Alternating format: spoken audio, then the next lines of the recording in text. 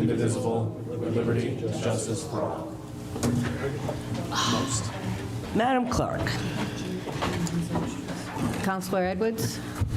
Present. Councilor Janik? Present. Councilor Edwards? Present. Councilor deMederios? Present. Councilor Burke? Present. Councilor Milburn? Present. Councilor Perry is absent. Yes. Consent agenda. Approval of Town Council minutes, January 9th, 2023. Regular meeting, Councilor Burk and Perry absent. Abstain, absent. January 9th, 2023. Executive session, Councilor Burke and Perry abstain, absent. January 12th, 2023. Joint Budget Committee workshop, Councilor Burke, Edwards, John Edwards, and Perry absent. I gotta specify that. Must be done. Acknowledge the receipt of minutes from boards, commissions, and committees. Recreation and Beach, 1. Zoning, 3. Acknowledge receipts of reports from Treasurer Saurette, December 2022 budget and revenue reports. D, acknowledge receipts of correspondence, Gayle Lawrence regarding zoning board proceedings in review of appeal of planning board's denial of season gas station convenience store application. Maureen Morrow regarding proposed ordinance amendment related to collection bins. Discover Newport annual report and recreation calendar. Would any of the council like to remove anything from the consent agenda? Madam President, Council Edwards? 4C1. I was going to do that, so, okay. Anyone else? Madam President. Yes. 4A3. And I would like to remove, 4C1. So I would like to... Make a motion to accept the remainder of the consent agenda except for A3 and 4C1 Second. And D1, right? of D1. Didn't you pull D1? No, I pulled C1. All right, so I want to pull D1. I'm sorry. And minus 4D1. Thank you. Motion's been made and second. All those approved? Anonymous. Anonymous. All right, so 4A3.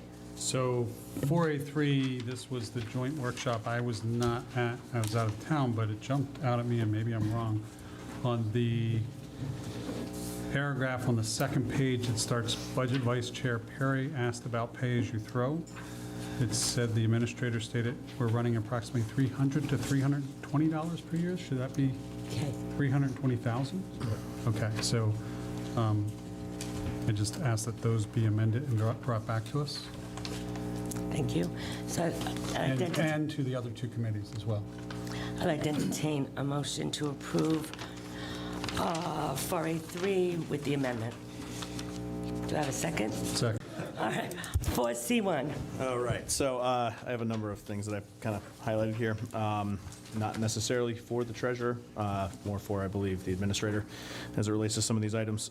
So on the cover sheet, we talked about pay-as-you-throw results, and I'd just like to ask if it's possible to get some backup as it relates to the number of households we are servicing with trash pickup, and then an update as to where we stand with the monthly tonnage that we're going through. And then finally, I know that we are currently eating the cost of any rejected loads, but there have been a couple of instances where the vendor has not shown up on the day that collection was, most notably a couple weeks ago. And as we know, the recycling bins don't have any lids on them, so if loads are getting rejected due to wet contents, and the vendor is not showing up on the day they're supposed to show up, and then they sit out in the rain for 2 days, I don't feel like we should be eating that load. So wanted to make that note. On the second item on the front page would be on the police pension. It'd be great to get some backup as far as specific fees that we're paying within the pension. And then on a number of the revenue items, so if we're looking at the 1070 planning board miscellaneous revenue, it looks like we're 230% of what our original budgeted amount was. What page, John? The first page. Okay. My question there is whether or not that was related to fees paid by North Point, or is that something else? And I can just run through a bunch of these if you'd like. The second one, under Town Administrator, Tiverton Power Associates, we're running about 26, call it 27% of budget.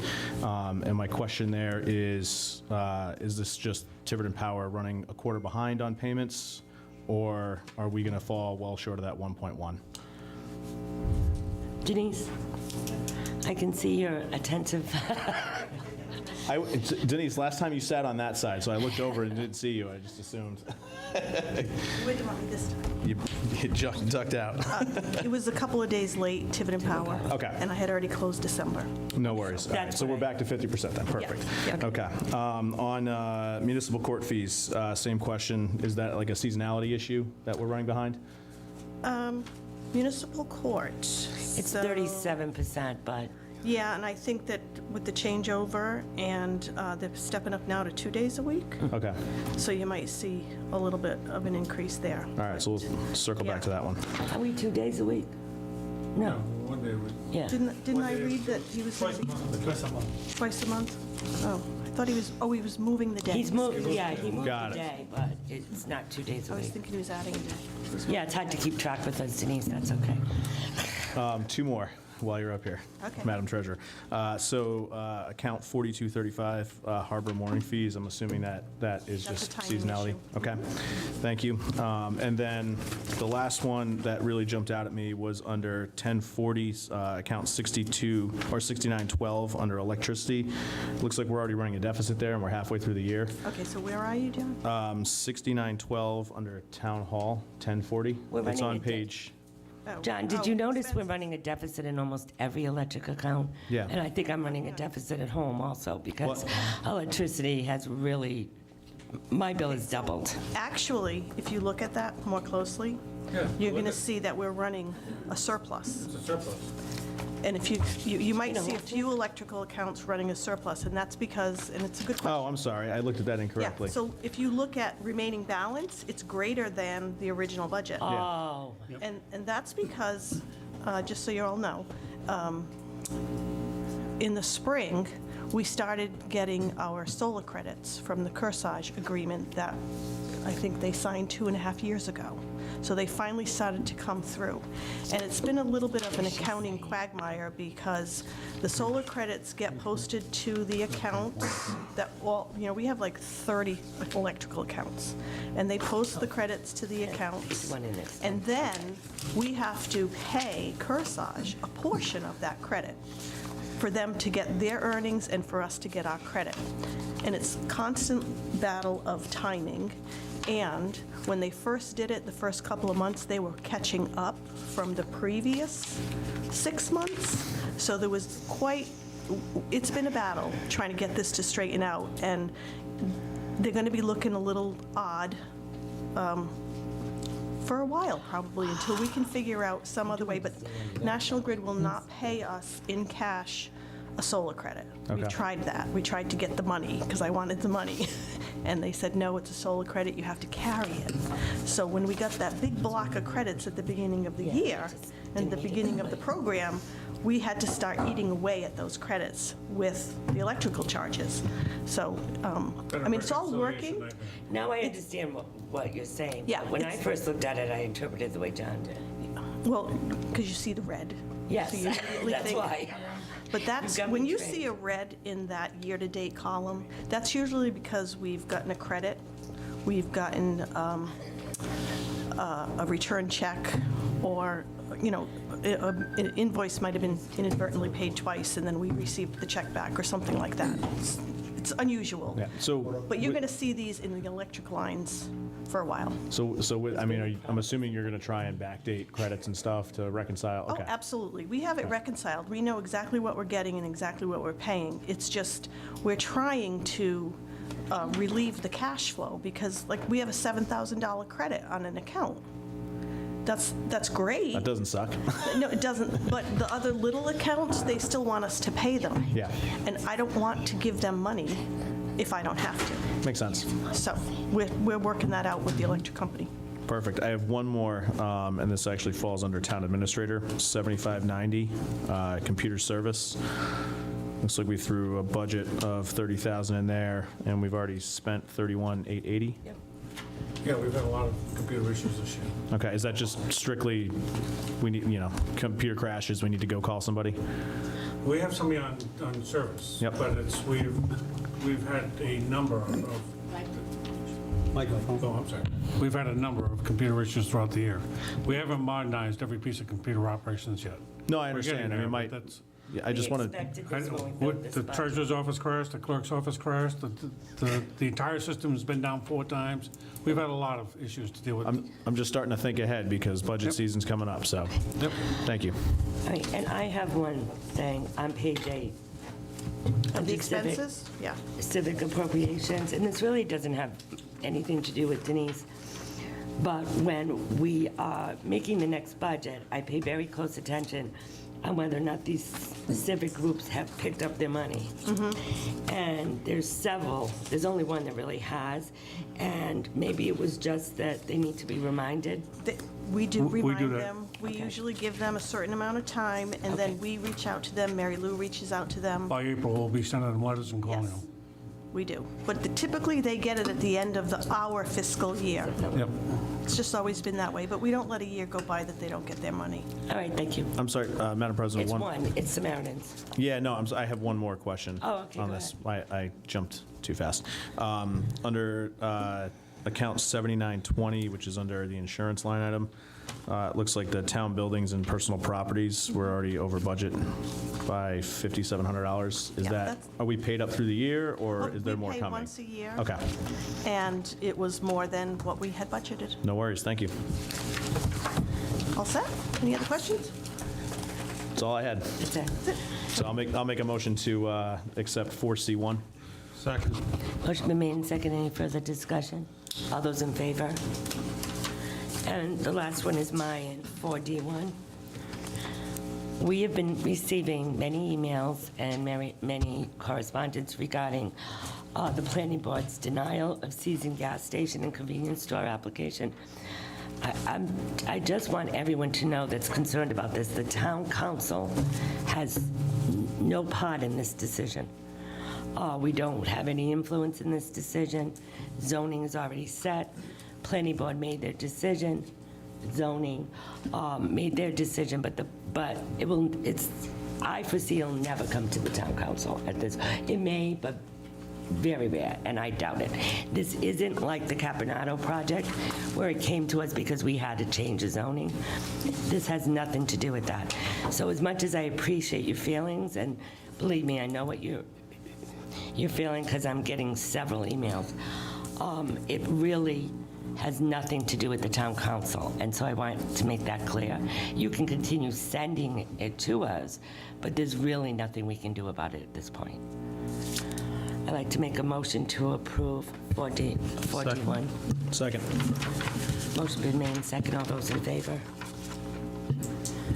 I'd like to entertain a motion to bring 9 appointments and resignations up to the front, please. So moved. Second. Motion's been made and second. All those in favor? The first one is acknowledgement of resignation, Dan Bosselt from the Recreation Committee, effective 1/10/2023. I'd like to entertain a motion to accept his resignation and thank him for his service. So moved. Second. All those in favor? Annual tree warden appointments to expire 31/2023. Frankie Ramos. Is Frankie here? Couldn't make it tonight. I don't know if we want to not appoint him right now and wait until he comes to us. It's been I our... think that's been our policy, Yep. and we've done that with other people, so in order to be I agree. fair. So we'll table this? Madam President? Yes. If I may, his appointment expires at the end of this month. We don't have time. Well, I'm sure he'll stay for the week that we have I'm to. assuming he'll continue on Yeah, as. it's our until we policy, John, and we've been fill the really position. He's not looking to get away. I'm sure he's busy tonight with some issues going on in town. Probably dealing with a tree. Yeah, so I actually know Frankie, and I know how dedicated he is to this position. I'm sure he'll continue until we appoint him. Okay, Okay? He'll continue to serve until this one. Yeah. Right. perfect. Thank you. Did someone make a motion to table this? So moved. Do I have a second? Second. Motion been made and second. All those in favor? Arts Committee, Catherine Hendrick, 31 Starlet Road, requests appointment to expire 4/12/2024. Is Kathleen here? Come on up, Kathleen.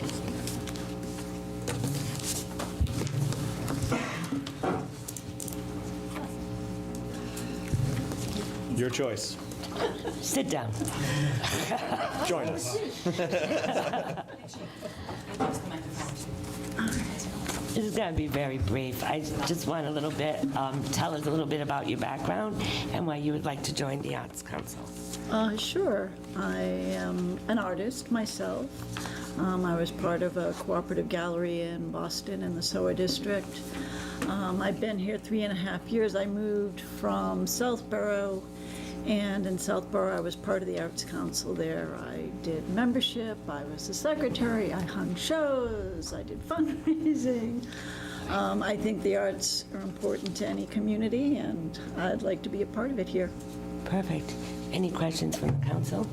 Well, just to say, your resume is so impressive. It is. Agreed. And that's why I asked you. So the first thing we have to do is waive our policy.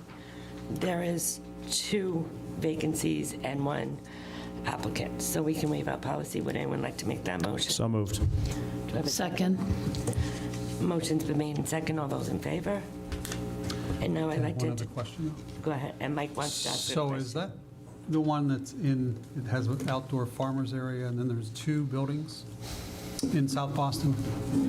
Yes. Yeah. It goes down between the 2 buildings. Yeah, no, that's a great place. Oh, I love it. Thanks. Sure. So I'd entertain a motion. Move that we approve Kathleen E. Hendrick to the Arts Committee for a 2-year term to expire on 4/12/2024. I'll second. Any further discussion? Madam President, just Yes. one. If I look at the on-board site, it looks like the terms, both vacant terms, one expires 4/15 of this year, and the other one expires 4/15 of next year. Yeah. You're saying So instead of 4/12? Yeah, Instead of 4/12? I think they all expire on 4/15, just various years. Okay, so we'll just change the date to 4/15/2024. That's fine. I have a second. Any further discussion? All those in favor? Welcome aboard. Fabulous. Thank you. Thank you. Now the fun begins. Exactly. Zoning Board of Review, 5 members, 2 alternates, 5-year terms, 1 vacancy. John Jackson, 24 Bourne Avenue, request reappointment, term ending 7/15/2027. Come on up, Jay, for a sec. Jay, I'm happy you decided to come. I think that you've been doing this for 35 years. We appreciate everything you, what? At least. At least 35 years, before I was even here. And we appreciate everything. There's some board members that really aren't familiar with you. If you just want to tell us why you want to be back on the board and a little bit of why you enjoy it or don't enjoy it. Because Mike's on the board, so I enjoy sitting on the board. Mike represents us. Let us put it that way. How's that? Are you enjoying it? Are you enjoying it? Been here for almost 40 years now. And your experience is well appreciated to the new members. I know that for a fact. Does anyone, any questions for Jay? Not a question. Thank you for coming back, Jay, because your knowledge and your experience is really so valuable on that board. It's a tough board. There's tough decisions to be made. There's some tough decisions at times, yeah.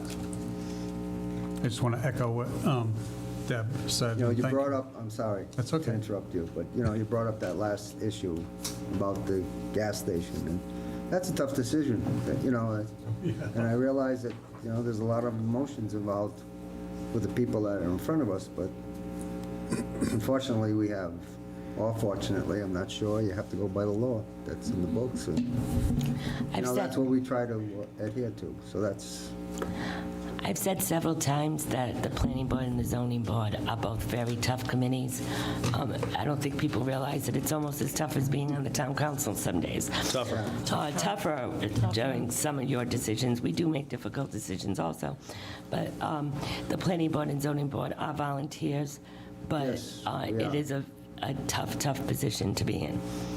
So I'd like to entertain a people mo- don't realize that either. Well, I think when if they they come. watch it, if anybody paid attention, they'd realize it. And I've been to several meetings, and I realized how difficult, I Well, I really, mean, I don't believe people understand that. We're just volunteers. I know. And that, we invest the time. The members of the board invest a lot of time.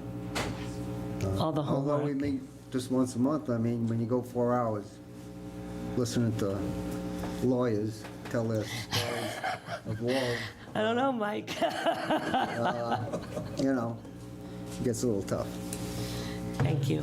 I think you're right, because people don't, Deb, Mike wants to speak. I'm sorry, I did interrupt you, and I apologize. You want to say something? ahead. Okay.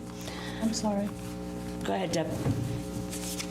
I think that people don't understand that when you make a decision that you're going by requirements and not just whether you like the business or the location or, and it's tough. It's tough because people are before you and they're looking for answers from you, and you have to do what the law allows and what the law requires. And we're trying to do sustained growth and controlled growth, and you guys are right there in the front, kind of the gatekeepers with the planning board. So I do totally appreciate that you want to sit there again and bring your experience and your skills and knowledge to that board. So, thank you. Anyone else? Michael, you had a question. No, I'm all set, sir. Thank you for your service. Thank you. I'd like to entertain a motion, please. So moved. Oh, well, the motion is that we appoint John Jackson of 24 Bourne Avenue to a term on the zoning board of review to expire on 7/15/2027. Is that a good date? Second. Yeah, I think it's good. Any further discussion? Motion been made and second. All those in favor? Thank you. Thank you, Jay. Thank you, Jay. Public presentation, Josianne Araujo, Hague, Sahady and Company, PC. Presentation of audit report, 6/30/2022. Good.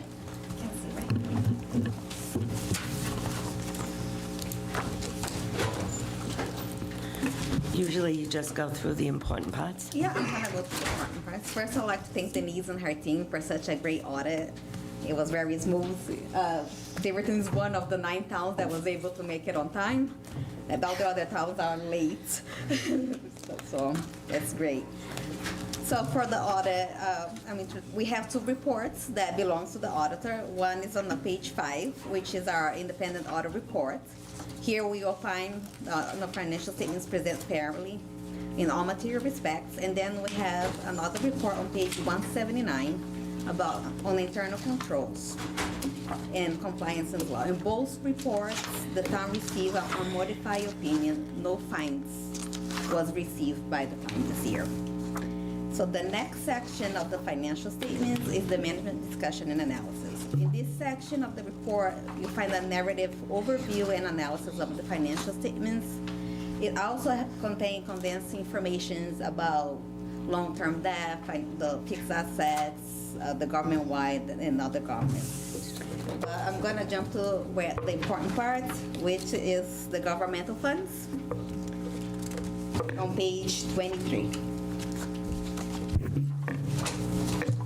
So the governmental funds has the general fund, the landfill closure, the gaming revenue, the school unrestricted funds, and no major governmental funds. So as of June 30, 2022, the general fund has a total fund balance of $5.2 million. Of these fund balances, 522,000 was non-spendable, which is anything that is on like prepaids or inventory is classified non-spendable. Then we have 600,000 that is committed.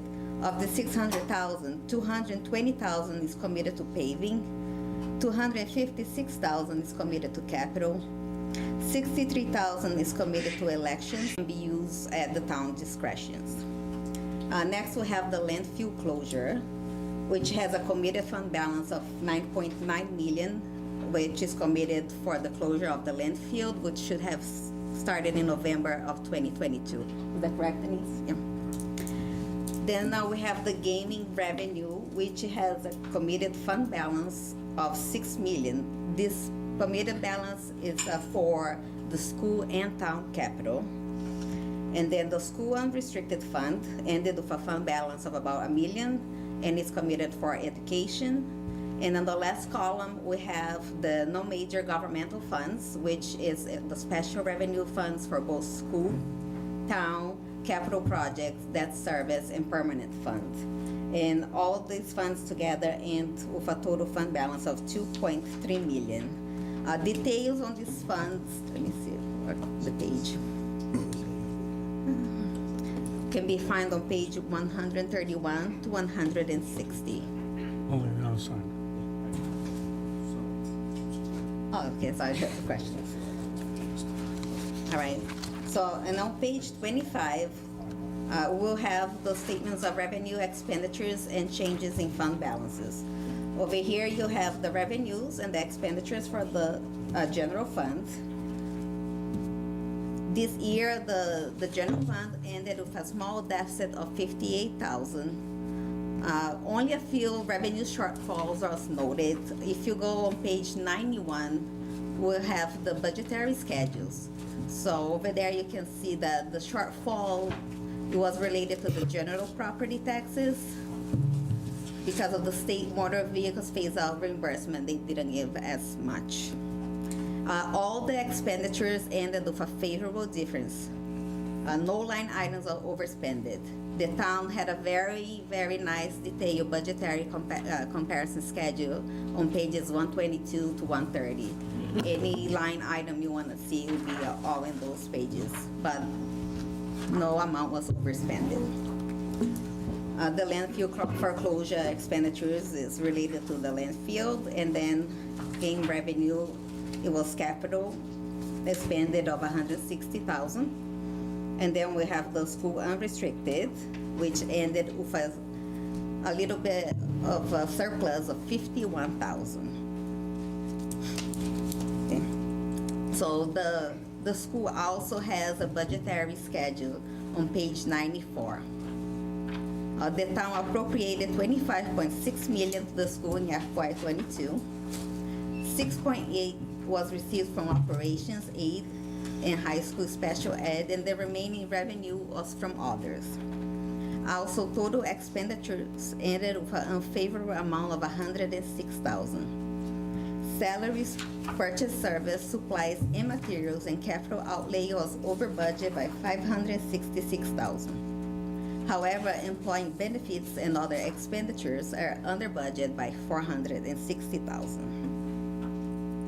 So, now if you continue to page 27, you have the proprietary funds.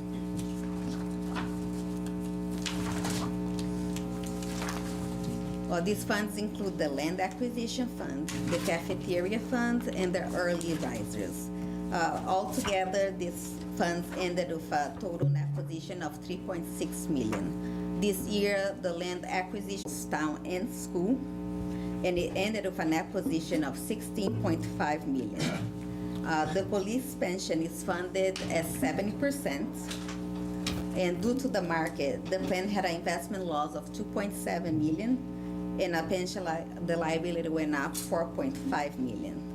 And the OPEB for the town is funded at 3.68%, and the OPEB for the school is funded at 6.34%. The private purpose trust funds include the burial lots, the Pocasset Hill Cemetery, and the Durf border, and it ended with a total net position of $460,000. And on the custodial funds, it's the escrow funds and ended with a restricted net position of $492,000. Follow the basic financial statements. We'll have all the notes to the financial statements. Over here you can find very detailed information about any items on the balance sheet, your cash, your fixed assets, your debt information, all pension, OPEB will be all detailed on these notes. It's very good for night reading. I'm interested in this stuff, though. Yeah, it's very good for night reading. And let me see what else. And then we have the required supplemental information that also has very, very detailed on OPEB, pension, any changes, how much is funded. And the last thing is that this year the town implemented GASB 87, which we have to put the leases on the book. If you are a lessor, you have to, let me see the lessor part of it. That we have to require a lease receivable and then a deferred inflow. If you're a lessee, you have to do a right to use and the for intangible and a liability. So that is the only thing that changed this year for the financial statements. Everything else stays the same. And every year they'll implement more new GASBs. We have another one coming up soon, so we'll help the town implement that. Any questions? Councilor Edwards, do you have a question? Question / more of a soapboxy kind of statement. The importance of the audit is to make sure that nobody's stealing money. And Yep. obviously the result here is that no one's stolen any money. But what jumps out to me looking at this audit is both the town and the school OPEB being so egregiously underfunded. That is a massive liability that we as a council need to stand up and address at some point, because it's only going to continue to grow, and we're not funding it anywhere near to what we need to be funding it at.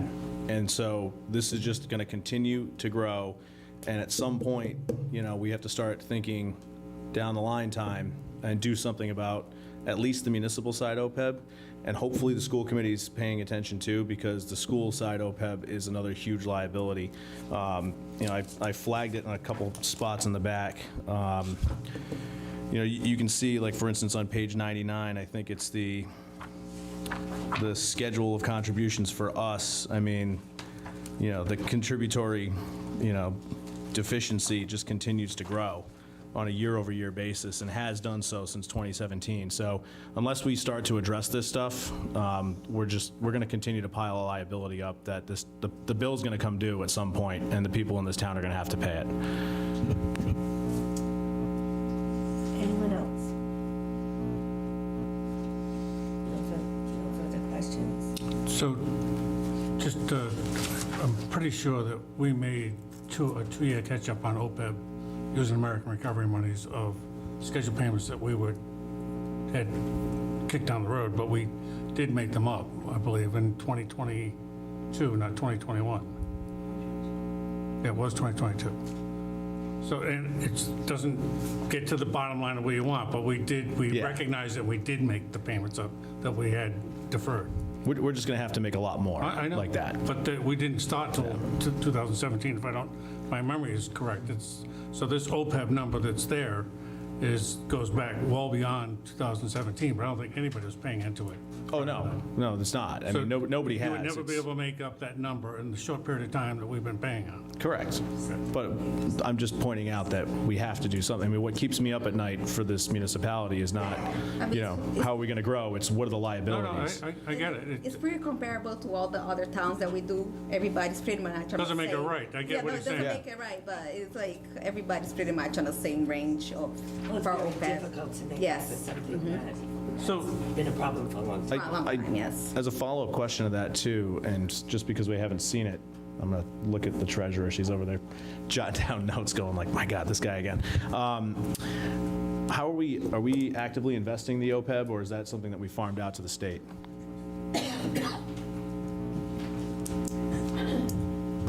So many years, 5, 6 years ago, the trust, I guess they did a survey with all the municipalities because they knew we were all failing in this area. And they came up with a product that we could all, as members of the trust, participate in for relatively no money. Like, we didn't have to do up trust documents. We were able to just become a member of this arm of the insurance trust, the Rhode Island Interlocal trust. Yep. That's what I'm talking about. So they have hired financial advisors and created these trusts for each one of the municipalities and pooled all of the funds. And we have reports available, I think, semi-annually. You're welcome to see them. Would love that. I know you would. I know you would. But, I mean, it costs us relatively nothing to participate, and it has forced a lot of people to recognize this issue and try to, do something about it. Yeah, and so I guess my question then, and this is looking at you, Mike, is do we have some sort of a fiduciary obligation or oversight to what Rhode Island Interlocal Trust is doing? And should somebody be monitoring what they're doing to make sure that our funds are taken care of? I have a whole slew of documents that we had entered into. Yeah, so we're a member that most towns are, and it's a product that our fiduciary obligations is to monitor what they're doing with our money. But yes, but generally it's a well-run program. All right. So we get reports. Maybe if you just want to stuff them in the next packet, that'd be phenomenal. Or whenever the next ones come out, that would be great. Every month on the cover sheet, I tell you the OPEB balance of our funds that are part of that whole I'll come see you. membership. We'll dig into the details. Okay. And again, my question was more so related to whether or not we had entered into some type of an agreement with the state, because I've looked at the state stuff, and the State Investment Commission has been asleep at the wheel for the last decade. Up until very recently, they were invested like 75-80% in just the S&P 500. So when the market corrected, they went overnight from $560 million down to $480 million because the SIC is not paying attention. If you look at the plan's net pension liability ending balance from June 30th of 2017 to 22, Which page are you on? 97, Sorry, I flipped around a bunch. I was following that's okay. when you were gone. We could. Yep, there we are. So do you see a little bit of an improvement? Well, slightly. Okay, from 20.2 million to 17.5. Yeah. So that, it's only 5 years. We have been concentrating on it, and keep in mind, some of the alternate Oh, I know. budgets were not And- contributed into it. And the This negotiations, is whenever kind of you our whole change, financial problem a long time ago, and we're trying to improve everything. and when you change the benefits in the long term, it makes a difference. Don't disagree. So they're working on it. That's what actuaries are for. They tell you whatever you want to hear. Yeah. That is true. Thank you. You're welcome. Any other questions? I have two minor questions. I don't know if she can, they're very generic, but and it's not related to the municipal side, because obviously I work with Denise very well to make sure that we keep things under control. But we continually hear from the school department that they're running structural deficits year after year. But yet, they're running $1 million surplus, correct? Correct. They are not running a structural deficit. No? And you've looked at their books, you know that they're not running a structural. My second question as it relates to that is, we spend a lot of money in education, which rightly so, on special education needs. And with that, we get some sort of a Medicaid reimbursement back. Does your office, when you do the audit, do you look at the amount of Medicaid monies that we come in, and is somebody tracking them, and are we really getting what we're supposed to be getting? We do look at it, and I think you guys are part of the, There's a Newport. conglomerate of Newport, yeah, Little we do Compton. audit them too. Are we so still? we keep Currently, track. they are. They have Yeah, a hearing They're, We have a public meeting this week, I think? That was Yeah. or tomorrow. It's tomorrow night. Tomorrow night. yeah. So, Yeah, but you have done an audit of those funds, and you're assuring us that Yes. we received what we needed? Okay. Does it reflect in here at all? Do you? The Medicaid? Yes. Yeah, Could you tell me what schedule it's on? Let me see if Because I tried to find it. let me see, maybe. I think that was one of the ones I highlighted and I flagged the Yeah, page, or I- I neglected to like dog ear the page. Oh, we ask this question every year, and it was like I crickets. I'll write it over here and I can, Okay, that's fine. You can get back to, yeah, Reflected in here. I don't want to belabor the issue, but it's something that we get concerned about. Everything that we do on our side, we're very transparent about, but not necessarily on that side, so. all right. Yeah, I was trying to find it. Yeah, I can last get night, back to couldn't you. find it. I have a breakdown when we do our budget to actual everything by line item, so. Can't find anyone who wanted to. All right, any other questions? All right, well, thank you very much. Thank you. Thank you. Thanks. 7, public hearings, advertised, discussion and possible vote. Stu, recreation. Denise, I don't know if you do this, but sometimes you want to formally accept the audit. We usually don't, but I can. It's up to you. Motion to formally accept the audit as Second. presented. I have a motion and a second. All those in favor? Sorry, Stu, that was like a practice run. Come on over. So, recreation, consideration of a sound variance for Tiverton Summer Concert Series to be held on July 7th, 14th, 21st, 28th, August 4th, 11 and 18, from 6 to 8 p.m., all Friday nights. Yes, just one note on the submission, it actually says 6 to 8:30. And then Oh, it says 6 to 8. it says 6 to 8 on the agenda, it just says 6 to 8:30 on this. So, And yeah, this year, you are going to have rain dates. correct. I went to every single one of these last year, and the community really, really enjoyed it. Stopped me every night. So I think this is very worthy. It really brought everybody together, and it was fun seeing everybody. And Stu, I know your committee was behind you, but you did a really good job. You were there every night. I saw you cleaning up and picking trash up. So, and getting pizza for the band one night. So I want to thank you for everything you do. Oh, thank you. Any questions from the council? So this sound, I'm sorry. Am I okay? Yeah, you're okay. You're in the council. This sound variance, did you have one last time? Yes. So this is no louder than it's been? No, and actually, when I was putting together the application last year, in terms of the neighbors, there really aren't too many around. It's the library who very kindly let us park cars there, and then Sandy Woods, who also let us use their parking lot. So everybody was supportive. At this time, I'd like to open up the public hearing. If anyone in the audience would like to contribute to this discussion? Anyone in the audience? I'll close the public hearing. Any further questions from the council?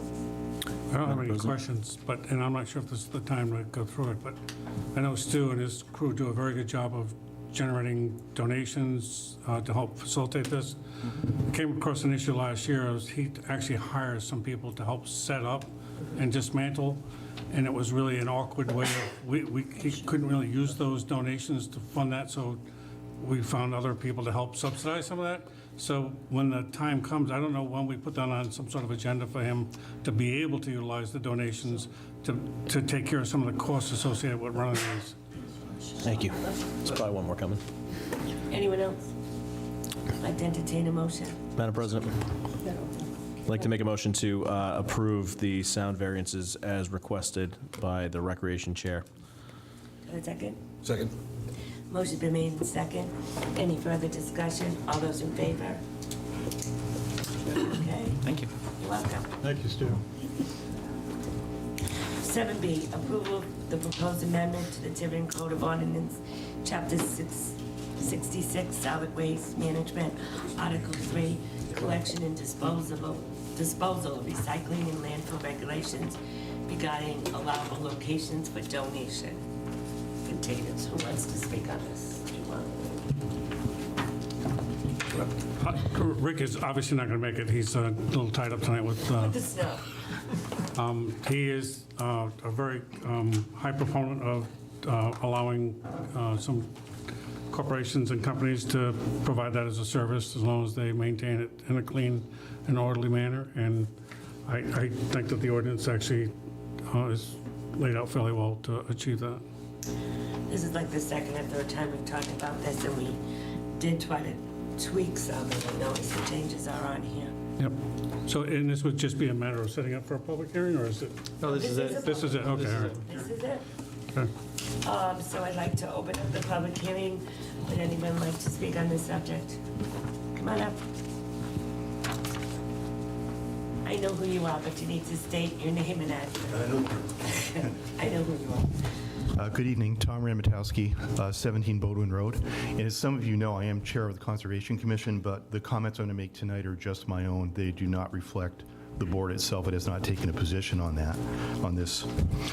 I am not in favor of this ordinance and putting these bins anywhere in town, which is probably what's going to happen if this is put in. As you know now, they're restricted to the landfill area, and there was a reason for that. Back when that occurred, we were having all kinds of trouble and issues with trash and unwanted things being dumped around these bins. The companies were not responsive. They would show up, I don't even know on what kind of a schedule, even if we tried to call. And it got so bad that the town council eventually entertained the motion to change the rules so that these bins had to be put at the town landfill, and that each individual entity that wanted a bin or bins was limited to 2 of them at the landfill. That's it. That's all there were in town. I'm even more concerned now that this is happening because back then we didn't have pay-as-you-throw. We had just normal trash pickup, and the landfill was open. So people could get rid of trash at no extra expense, and they could get rid of broken big toys or broken this or that furniture that now that costs them money. And so I think we're going to have an even worse problem than we had back when the original regulation was put in that we're now trying to change drastically. So I think we really have to consider that and think about that times have changed, and it's just going to lead, in my opinion, we've already seen it. I remember there was a letter I sent you, Chris, not too long ago about some of these Red Cross bins that just appeared against our regulations, and those had things around them quite frequently because I walk the sidewalks just about every other day or so and could see that. And I think that's just a beginning of what's going to happen. So those are some of my general comments. I have a couple others, and then I have specific ones, so I'll hand that out. There's some comments on the language that I think we need to look at. But the older regulations, as I pointed out, limited each entity, say Goodwill, Planet Aid, whatever it is, to 2 bins in town. That's it. And they had to be at the landfill. These regulations will allow them to have as many as they want, basically. The only caveat is they can't have more than 2 on any particular lot. But there could be 20, 30, who knows how many scattered amongst all the different properties in town, and I think that's a problem. They have a hard time managing a couple. If they put a lot in, I just don't see that working. The other thing is that it imposes a lot of extra work on the DPW to manage the permitting, the re-permitting, the policing of all of this, and yet it specifically says that the DPW, we can't have a fee for that. Normally, if somebody's putting things in like this and causing additional expenses to the town, it makes sense to have a fee to cover that. It shouldn't come out of general taxes of everybody else. It should come out of the party that's benefiting from these actions. So I think the language needs to be revised to allow a fee. If we did have a fee, that might serve as a control for how many of these things actually appear. With no fee, there's no real cost to the parties that want to put them in town. And again, it's just worry about them being able to maintain them. So those are the general comments I have. The others are related to wording. I think there's a number of sections, I've got them specified here, where the wording's inconsistent, because I know we're trying to use operator and permittee, but there are other words in there like property owner and person or operator and things like that that we need to fix to make it consistent. There's an issue also about once per month is the minimum that it's stated that they need to come and take care of this unless they get a call from the Director of Public Works, but that seemed from historic norms to be very, very long period of time, that things would pile up well before then. So I think we need to reconsider that. There's also this issue that it says instead of lot, it says parcel of real property, whatever in the world that is. I think we need to change that to assessor's lot or something very specific so we know what that means. A parcel of real property could be anything, but I think we all know what a lot is. And let's see. Oh, there's a section where it says that we're going to be getting information on tonnage, or I guess weight of stuff that's goes through each bin. And my first reaction was, why do we care? But I guess the other side of that is maybe it could be used to help add to our recycling totals for the landfill. So we might want to know it for that reason. So that makes a little more sense now. And I think that oh, the last thing was the problems. Okay, I'm maybe a pessimist here that we're going to have problems. And the way it's set up now, it looks like a 4 strikes and you get a fine. I think we maybe should go down to 3, with the first one being a call from the DPW director saying there's a problem. Your second strike is you get a written notice, and your third strike is that's the fine, instead of having 2 different call and written ones and then something about a meeting and then the fine. It just makes it a little simpler and gets the point across that we want these people to take care of these things and we take it seriously. So at any rate, I've got copies here and pass these out of the specific comments and the general ones that I have there, and thank you for this opportunity to comment on the proposed regulation. Thank you. Tom, I appreciate your comments. I have a question for you, and I think many of them are critical to look at. I know one thing the president did remark on that last thing about the fines. I'm not sure which version you might be looking at. The one that was on the website that I printed out. Okay, the one we have in front of us, which is a marked up copy, does have a first, third, and fourth offense. Yeah, there are 4 of them, right? Yeah. I misread it. It's not first, second, and third. It's So first. let me just comment on that. So Rick, the DPW director, we discussed fines, and he believed, and this is, he believed that he wanted to give people a chance, and he really wants to encourage us to so he thought it would be better to delay the fines until you get at least 3 strikes. That was his opinion. Yeah. And then on the fees itself, the permit fee, there was a discussion about that as well. He, again, in his whole theory is that we need to encourage these because these are diversionary and it helps our recycling. So numbers. my question, Tom, one of the DPW's director's concerns was that without this, we're going to have people dumping the stuff that you're concerned about anywhere in town. So how would do you have any suggestions on how to address that if we did not permit these boxes? Well, these boxes tend to be very specific. Usually they want clothing. Sometimes there'll be books, things of that sort, but most of what people also tend to want to get rid of, they don't take and they don't want. In fact, I think there was an article about a year ago which said, and it just was stunning, that one of these companies in all of Rhode Island, they were paying like $20,000 or $30,000 a month to get rid of the trash, to get rid of the other things that they didn't want, that they were getting around their boxes. And that adds up to a lot of, it shows you how much money they make off of these boxes. We all think it's all donations and all that, but it's really a money-making proposition for these groups. But I think the dumping, yeah, we're going to have to face that. This is basically stuff, clothes and things that, I mean, if there aren't boxes here, I would take them to Fall River or some other place that has them. Right, you and I both would. Would trash that.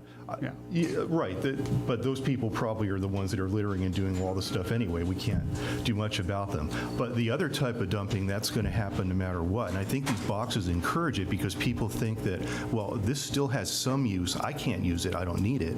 But I feel bad about throwing it out. And so they think they can just put it there. But these companies don't want that, can't process that, and they end up throwing it out anyway. I'm not sure if that even then ends up being counted against us if they end up with this extra trash. But that's a real hard one to say. It's like trying to get people to recycle correctly. We put out the rules. You heard about diverted, loads that are being charged back to us because something went wrong. There's only so much you can do with the education. You got to depend on people to do what's right. Right, and I appreciate. I feel your pain. I appreciate your suggestion about possibly limiting each organization to a certain number as opposed to having multiple sites for, one, maybe having 20 of them around town. I like that idea. So thank you. Anyone else? Thank you. Thank you. Anyone else from the audience like to speak?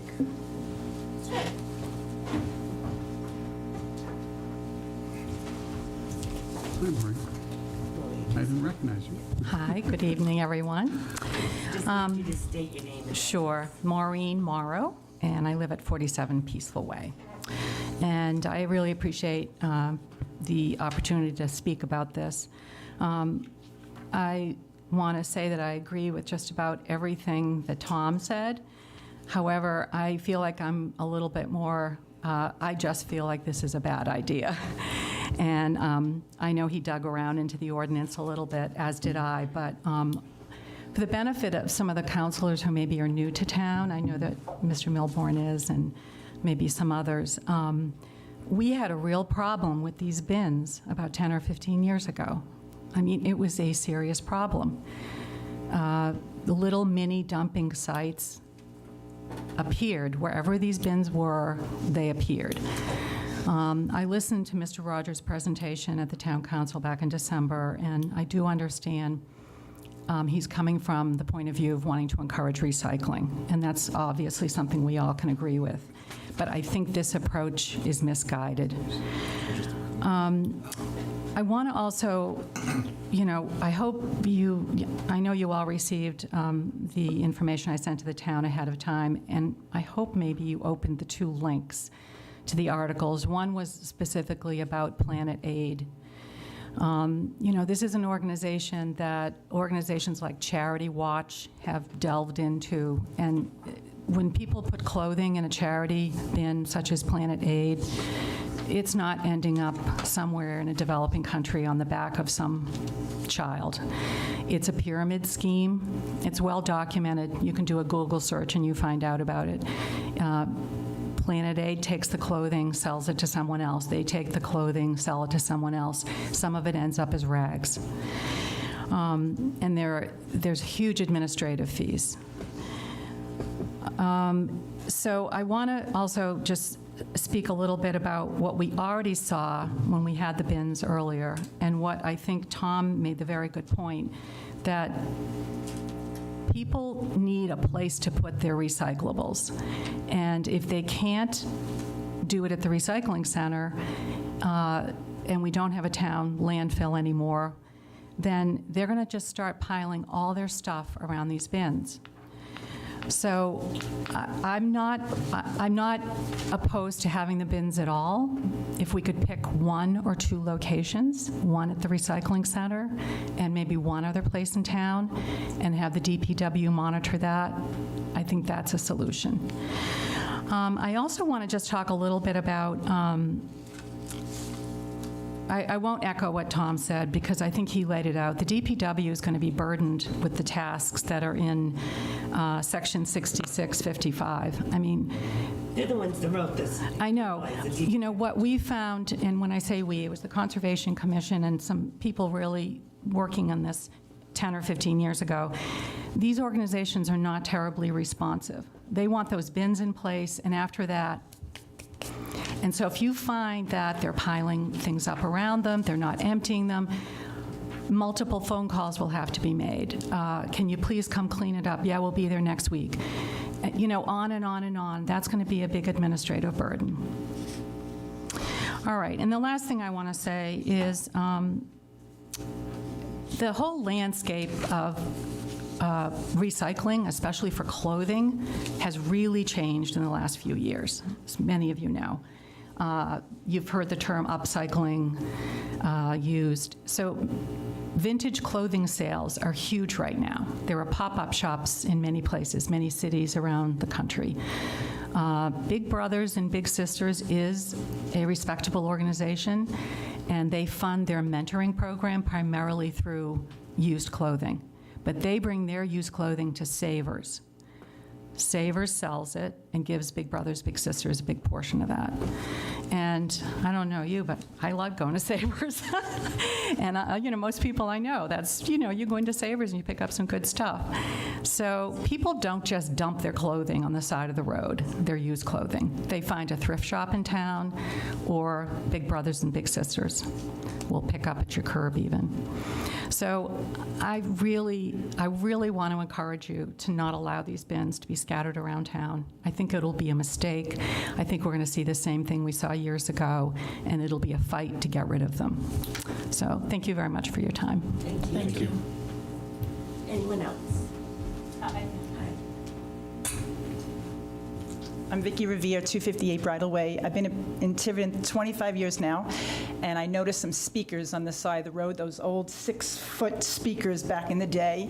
And Pat Sullivan, who was probably the starter of our litter committee, I called her and I complained, and I've been the president ever since of litter committee. You just have to make one phone call and you have a job. I am so opposed to this because I have over 40 families in Tiverton on our adopt an area list that are out year-round picking up litter to keep this town beautiful. I'm shaking, I'm so nervous. I don't think we have to have them. We don't make any money on them. There's no reason why you can't go to Savers. When I go to church in Newport, I bring my stuff, I dump it in the Portsmouth bin.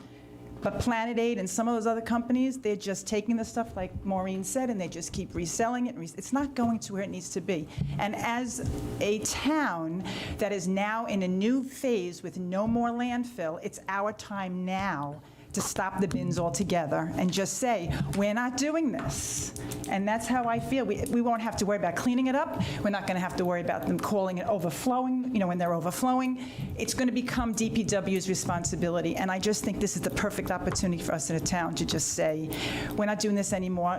Every other town in Rhode Island does it. Fine, they can go there, because we don't make anything on it except it costs us in the end in litter and in time that we will take to try to get this stuff removed. So I really hope that we never see these bins again, because 15 years ago, we picked up the car seats and every piece of furniture you can think of that sits in the rain day after day, because they would only come monthly to pick up their stuff.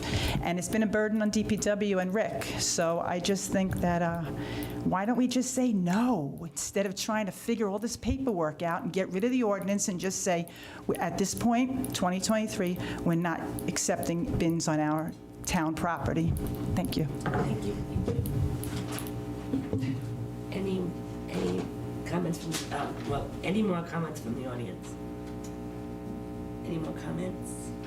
I am going to close the public hearing. Anyone from the council? Madam President, so as many of you know, I was a big fan of the landfill. So I've driven by those bins. I can't recall a single Saturday I've went by those bins where they haven't been overflowing and there hasn't been piles of stuff next to them. I agree with every one of the speakers tonight, and I think that we should just do away with these things entirely. As it relates to burdening DPW, I mean, we've seen just this getting to maintain a garbage barrel over by the Nanaquacket Bridge. I mean, even that, you drive by on a Monday, Tuesday, Wednesday, pick a day, and not only is that barrel full and there's garbage strewn about, we can't even get the state to come in and take care of that, so it falls on our DPW directors. And since the landfill's closure, just a month and a half ago, I've already noticed in my own neighborhood an uptick in trash and litter on the side of the road. So, in my opinion, and I have some items I'd like to discuss with the solicitor after this meeting, but I think that we should eliminate the bins altogether, as was suggested. They can go other places. You can pick up the phone and call Big Brothers Big Sisters. They'll drive by. They'll give you a scheduled date when they're going to come pick their stuff up, and they'll come and pick it up with their truck so it doesn't sit out in the rain and get ruined. And I think that there are some other ways that we can address litter in this town, and I will work with the solicitor to put something more comprehensive in front of this council. Thank you. I agree with everything Councilor Edwards said. Big Brothers Big Sisters comes to Tiverton every Tuesday. There used to be many minimal times, but they're now here every Tuesday. They will come right to your house. I do agree that the bins overflow, they get wet, they get soggy, and with the closure of the landfill, between that and people dumping, the bottom of Judson Street on Bay and in some of the other areas, they're dumping again. So I just would hate to see more of this. Does this help us toward our recycle percentage? Because that I'm not understanding. So they would have to report monthly what their tonnage is, and it does go against our recycling. It would help our recycling. It would help our recycling? But let's always understand all the comments too.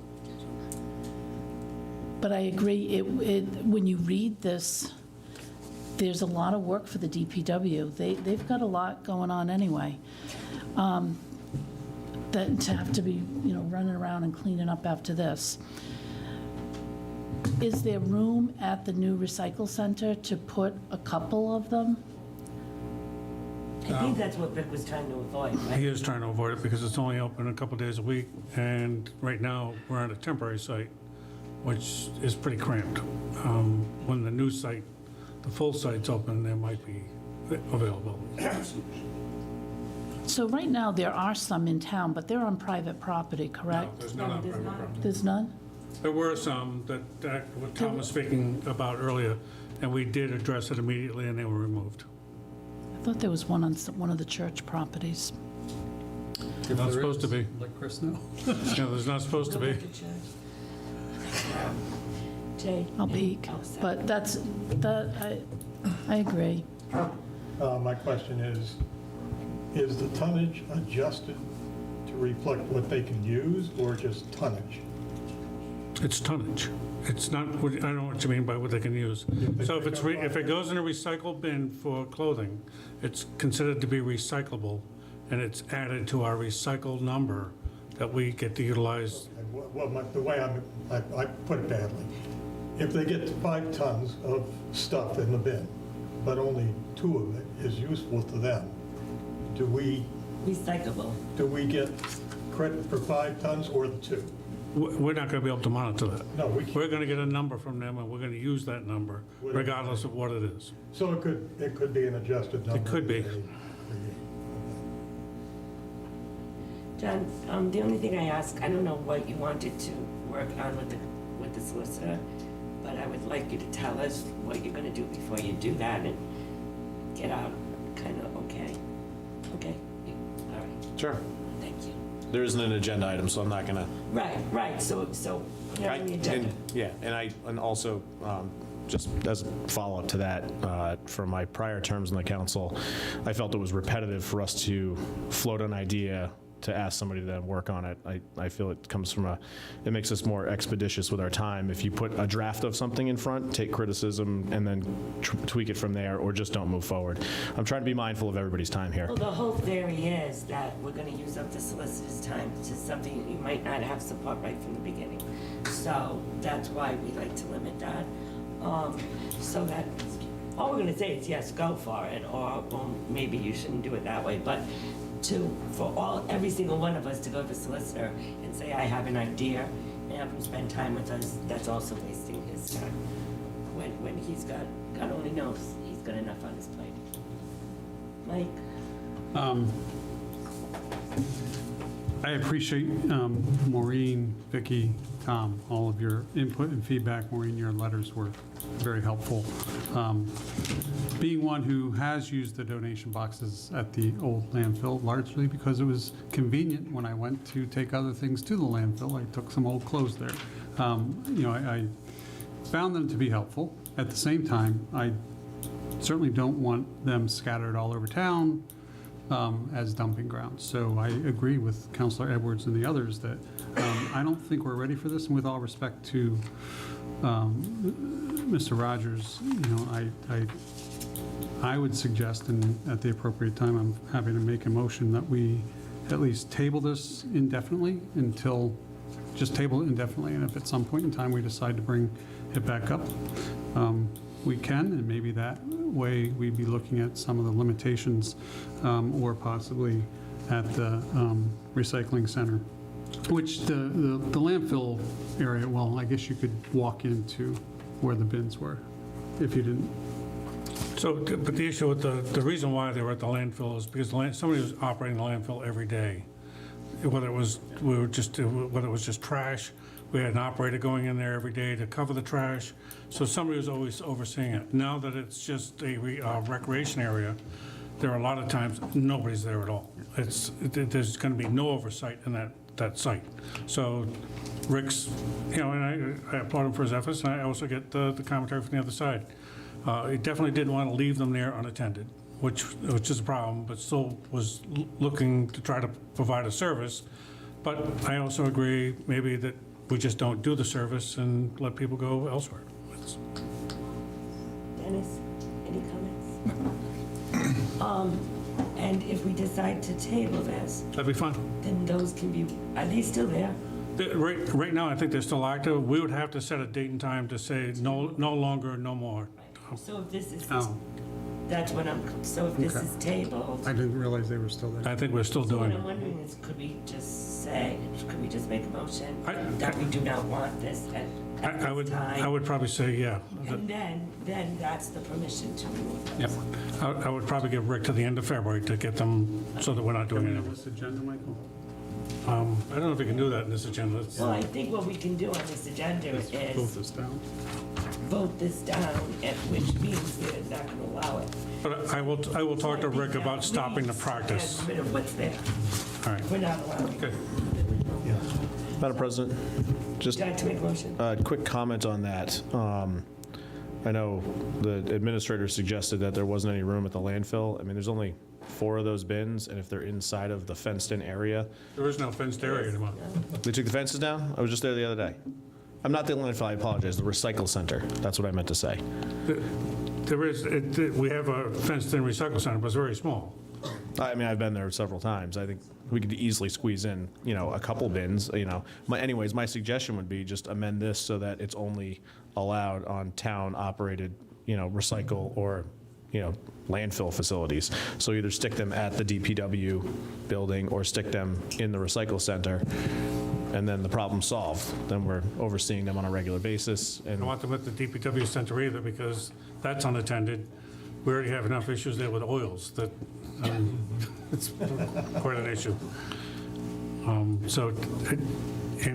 I don't want to call it a landfill center because we don't have a landfill anymore. Recycle. So I get what you're saying, but Well, I think before we decide to move it at the recycle center, we should get the DPW director's input on it, because him and his men are the ones that are going to have to deal with it. I'll talk to him. But I think, as a consensus, I believe most of you would prefer not to have them at the moment. So. The solicitor wanted to say something. No, are they permitted now at the landfill? Yes, so that's my point. So if you look at the last page of this ordinance, it says section 66 dash, currently 55, but it would be 60. The second full paragraph, collection containers, receptacles for the purpose of depositing discarded items shall be prohibited within the confines of the town with the exception of the town landfill. That's the current ordinance. So if you're going to ban them altogether, you've got to strike. But there is no landfill.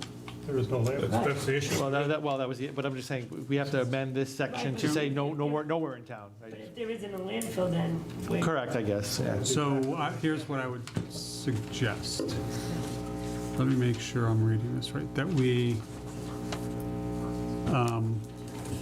motion that we not approve Article, Sections 6651, Section 6652, 53, 54, 55, 56, 57, 58, 59, and we maintain 60 as... It's actually 55.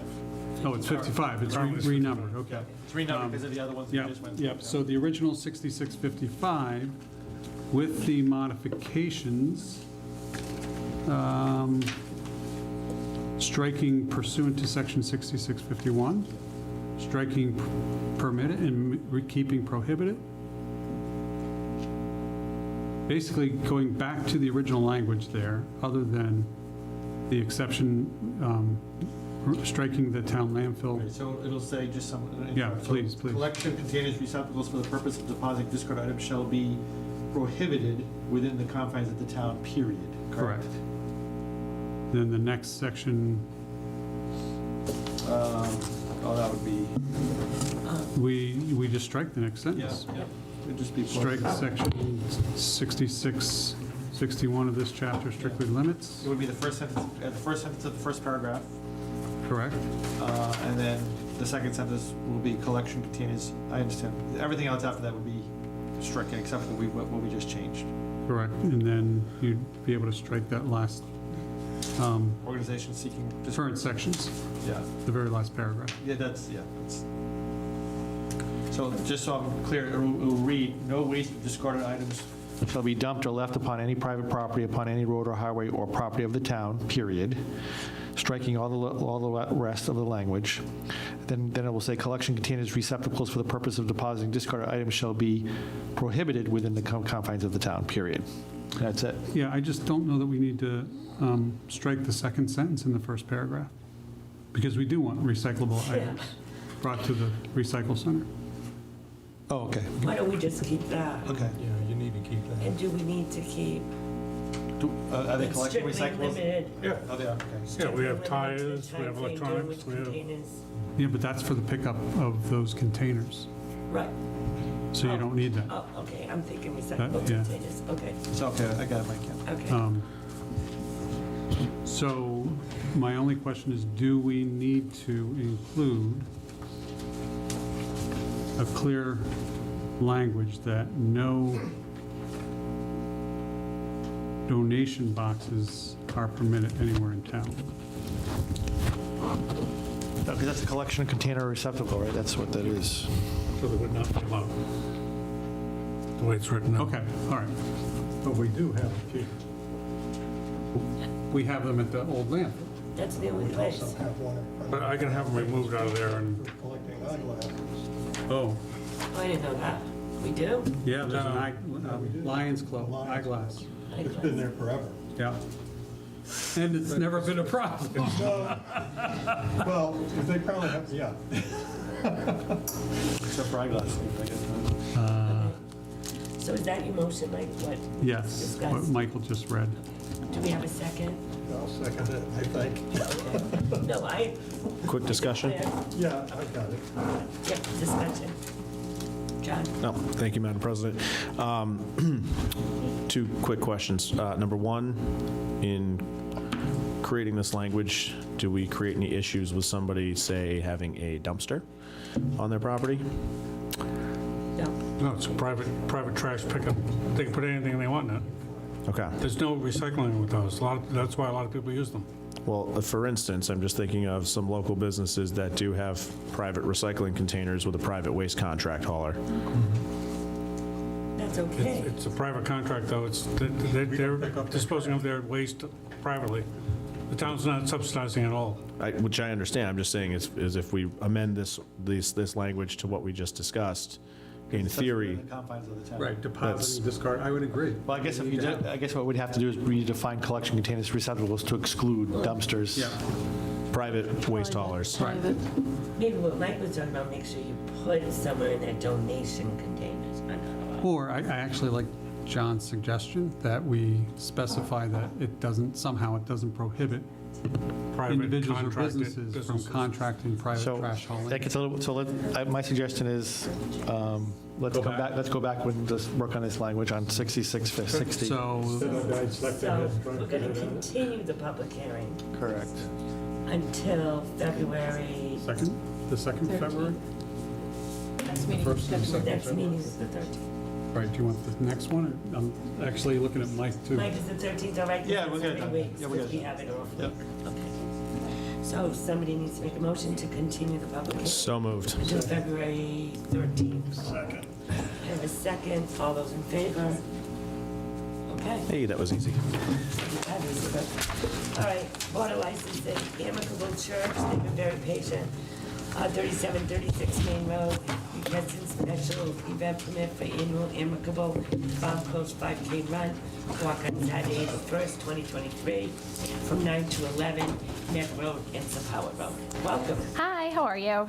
My name is Rika Starrett, and I am one of the race directors. And so this is actually our 10th race.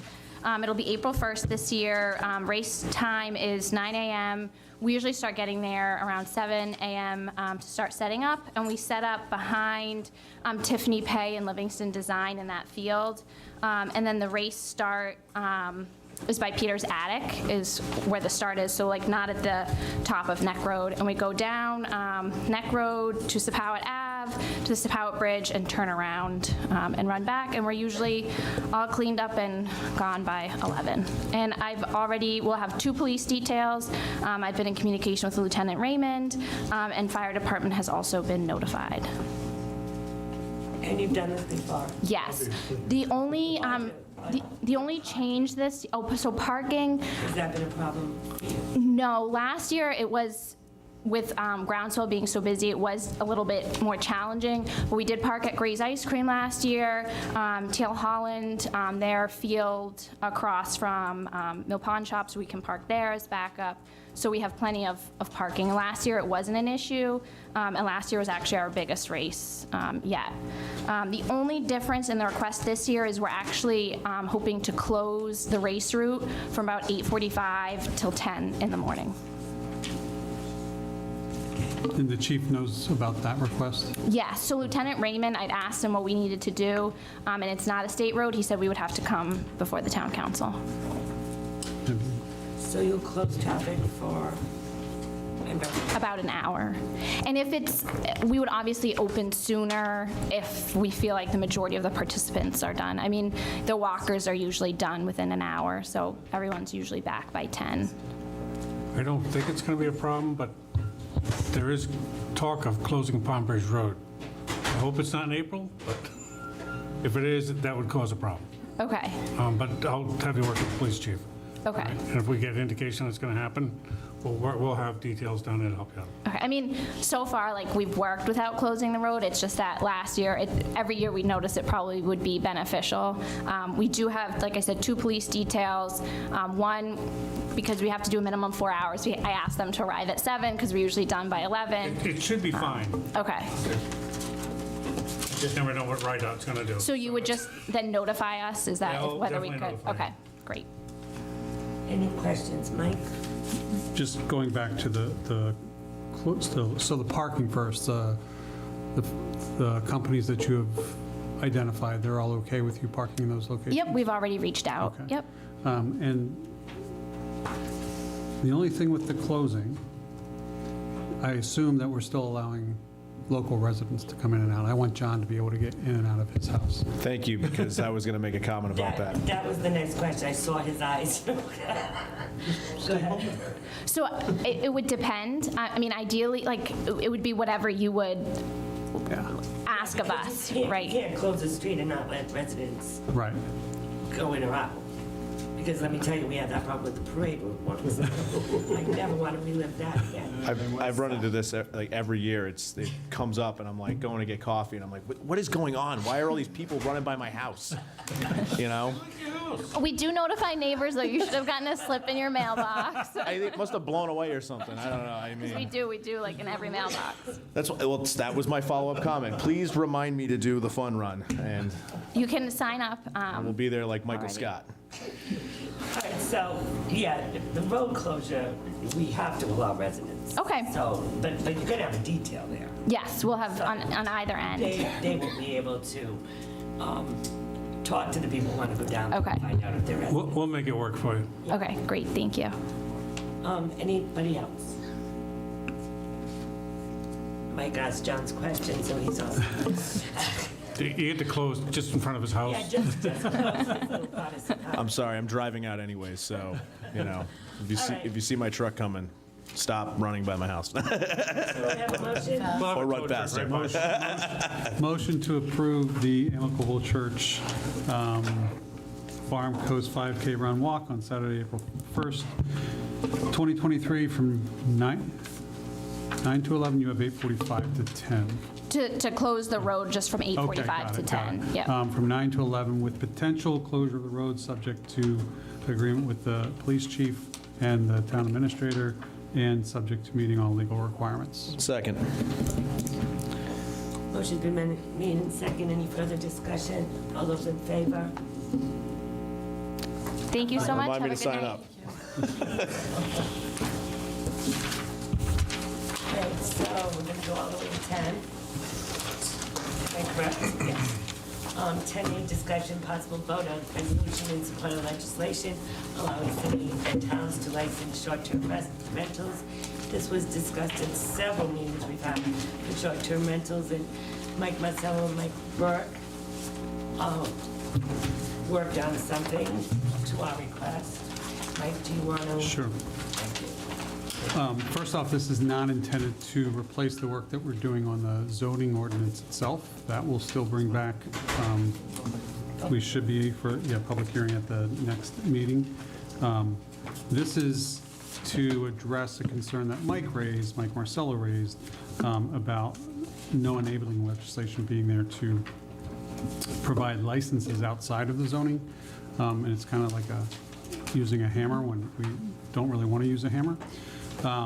So I'm not going to read everything. Basically, the whereases identify the concerns that cities and towns have had about being able to regulate short-term rentals, how we can do that more effectively and efficiently, and recognizing that they also are gaining popularity. And then we asked the clerk to send this to our 4 members of our State House delegation, Representative Edwards, Representative McGaugh, Senator DePalma, and Senator Felag, for introduction there, and ask that they introduce and then let us know when, if any hearings, when any hearings would come up. And I'll let Mike cover any details, but basically it's allowing us to establish rules and regulations, allowing us, any municipality, not just Tiverton, rules and regulations which may include but not be limited to health and safety issues such as fire code, building, wastewater, annual licensing fees, and we identify not to exceed $250 per bedroom, but that again would be up to each municipality what they wanted to do with that, requiring the name, address, and active phone number of a responsible individual, providing for the provision of private trash removal services if the city and town wanted to do it that way, provision of on-site parking, limitation of the use of property for events or gatherings that are inconsistent with underlying zoning or local rules and ordinance. Again, it's just enabling the city or town to do those things. It doesn't mean that they have to do those things. They may limit the number of licenses under this proposal and charge fines of $500 per incident, not to exceed $500 per incident. And they can vote on the issuance of any license for an STR until, shall not vote until after a public hearing has been held and advertised, which was advertised 3 consecutive weeks, both in a newspaper of general circulation and on the municipality's website. That will make sure that the folks living around that location would have an opportunity to speak. I spoke with Senator DePalma this week, or maybe last week. He said that Middletown is working on a very similar one, and that he'll probably join the two if this gets to him. But Middletown is also considering this, and he said he feels that a few other municipalities are going to join this also. But so far, all he knows of is Middletown and us. But anyway, I just wanted to say that. So there's other people looking into this also. Mike, do you have anything to add? Nothing really to add, except that just again, this would be in addition to any authority granted by a municipality under their zoning code. So still regulated by zoning where these places can be. But if it is allowed by the zone with the passage of this legislation or similar legislation, we could also then qualify it by zone and require a license. So it takes care of that gray area where we're tying a license to the underlying zone with a special use permit. So I think gives us clear authority, this would, if passed, this would give us clear authority to issue the licenses that some communities now issue to regulate STRs, which I believe is illegal because we're missing this piece of legislation. Well, it is a great tool to keep track of who's doing what, because there's a lot of times we don't even know about some of these short-term rentals. So it will help the people who are doing short-term rentals too, the correct way. Because the ones who aren't, who don't get a license, well, then we have the authority to say, you need a license, and this is the way you need to do it. And again, this is just proposal. I'm sure the legislature, once they get a hold of this, will change it, modify it, whatever, but this is just to get the discussion going. Hopefully it can pass this year, but it's something that's desperately needed at the state level. As we've said from the very beginning, we're kind of shooting in the dark because it's been left up to the individual cities and towns, and everyone's taking a different tact on it, and the zoning is not a perfect fit for it. So our plan is to... Wait a minute, I'm going to go down. John? You want to start down that one? You want me to start over here? Dennis, anything to say? No. Do you have any questions?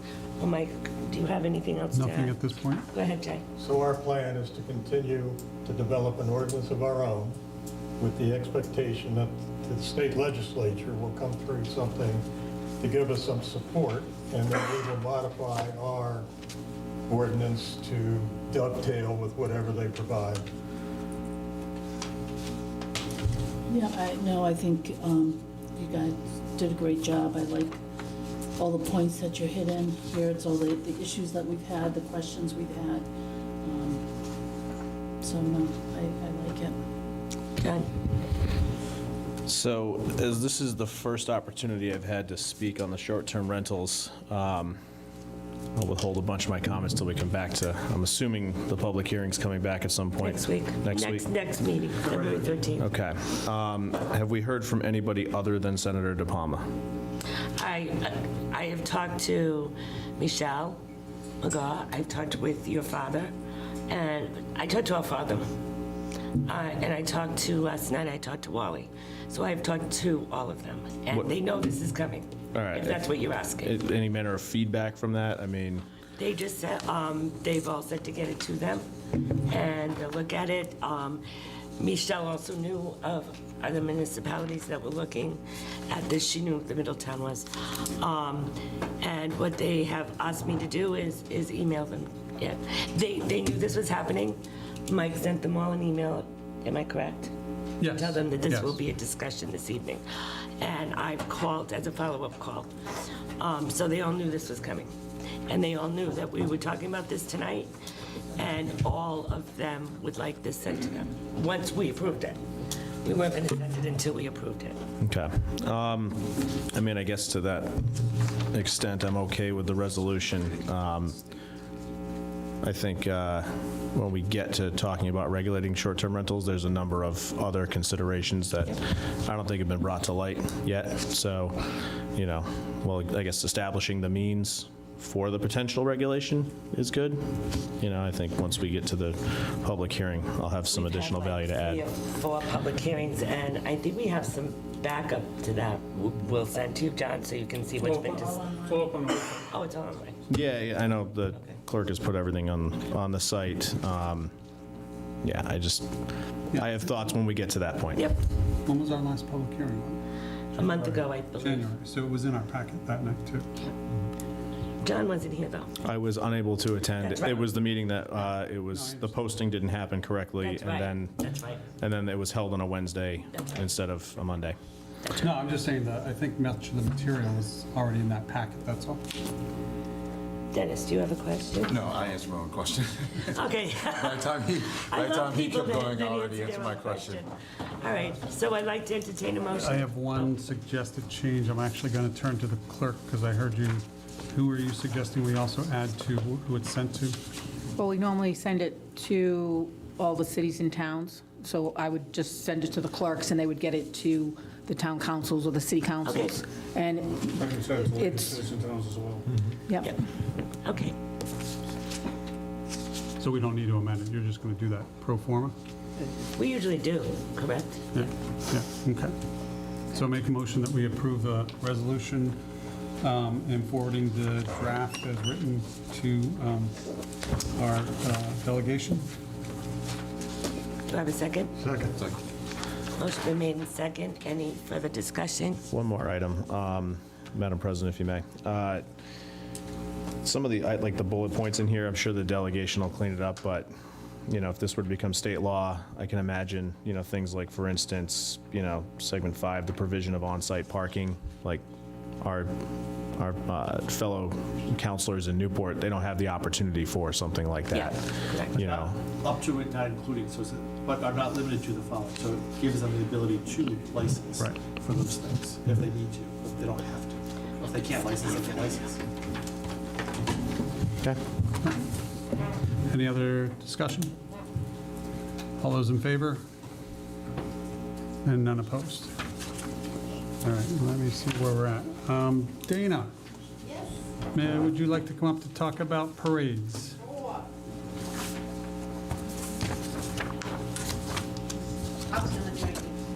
Oh.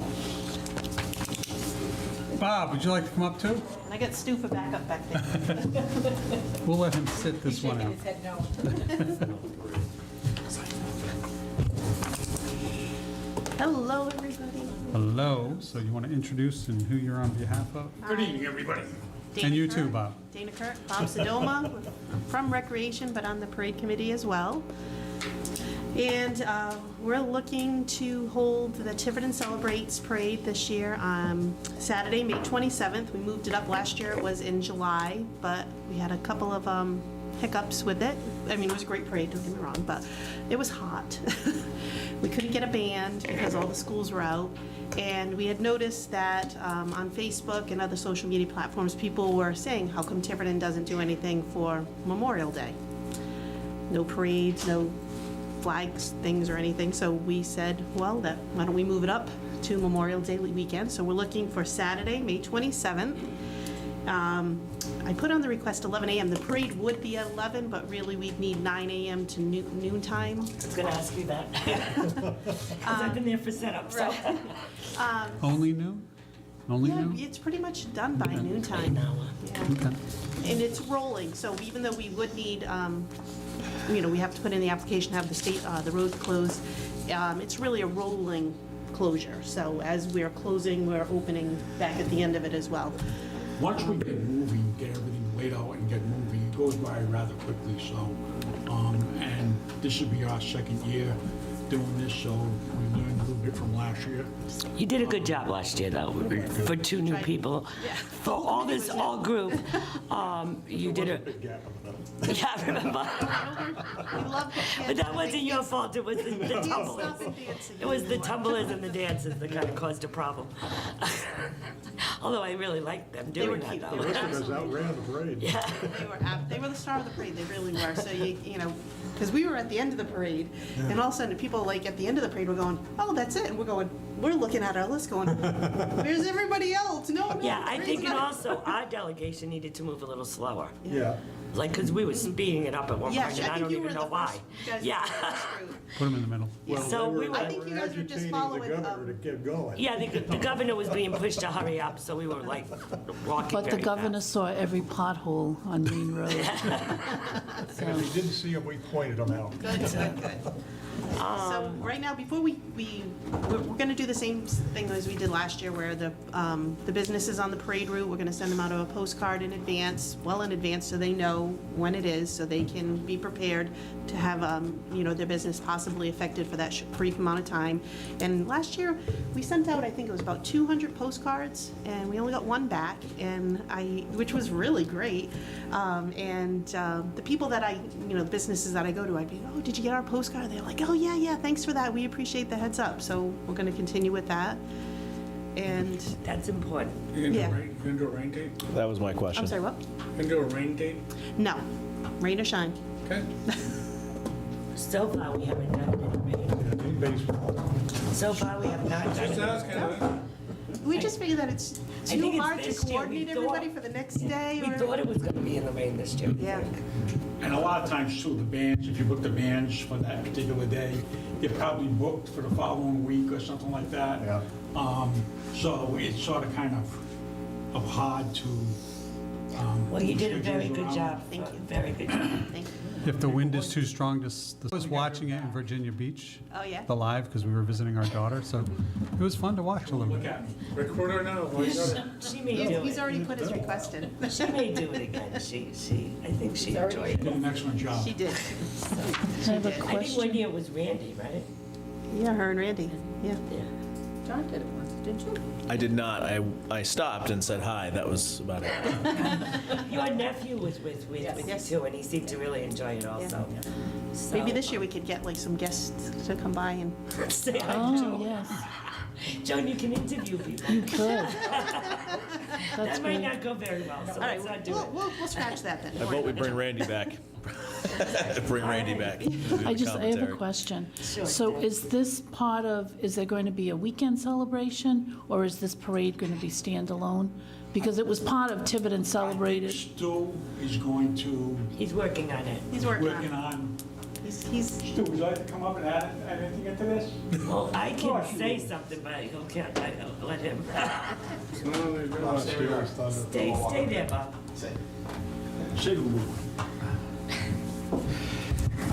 I thought I was getting out of this one.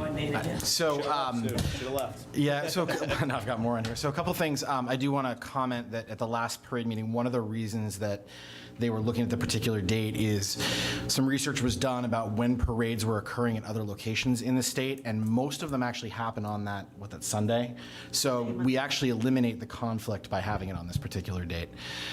There are a couple of different elements that we're looking at to try and build on top of this, one of which we've reached out to Rockwell Amusements, which is the same company that does Bristol, and so there's a lot of obviously logistics, but we're doing some fact finding right now to see if that might be feasible. I know in the past there used to be carnival type elements in town, and the other one is the fireworks, which you very graciously gave us funds for, and that's just a matter of going through the administration of getting the RFP out and getting the bid out to set it on that. But our intent is to try and piggyback off of this, but the approvals will have to come sort of staggered as we go, so that's why it's here. Thank you.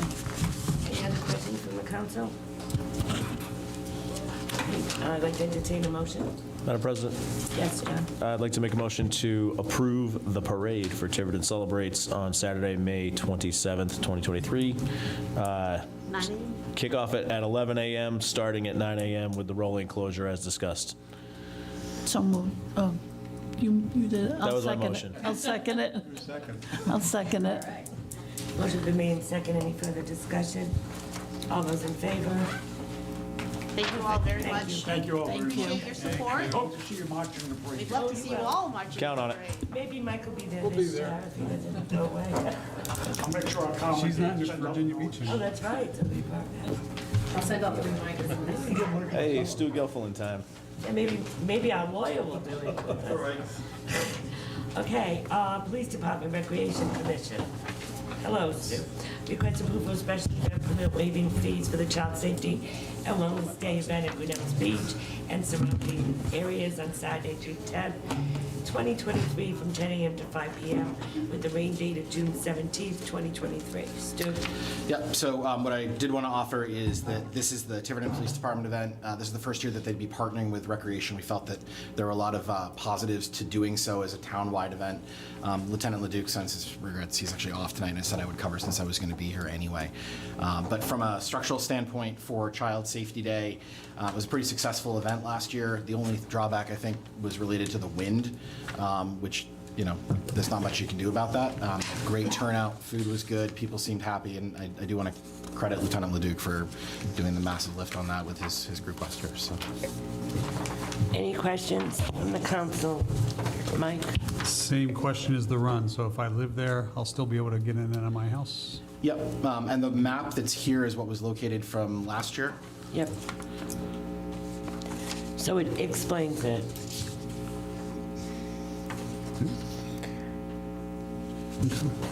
So this is different than the police.